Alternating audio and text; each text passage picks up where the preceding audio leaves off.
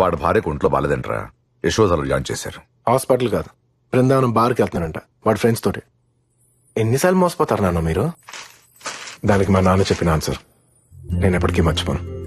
చిన్నప్పుడు నాన్న పులి కథ విన్నప్పుడు నాకు చాలా బాధ అనిపించేదిరా.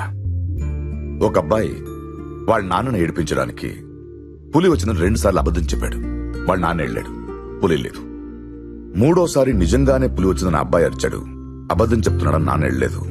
ఈసారి పిల్లోడు లేడు. 3ఓసారి కూడా వాళ్ళ నాన్న వెళ్ళొచ్చు కదరా. ఏమవుతుంది? మోసపోతావు, ఫూల్ అవుతావు. ఒక మనిషి ప్రాణంతో పోలిస్తే ఇవన్నీ ఎక్కువ. రే, తెలివితేటలు వాడాల్సింది అవతల వాడిని మోసం చేయడానికో, మోసం చేస్తున్నారని తెలుసుకోవడానికో కాదు, పని చేయడానికి అంతే.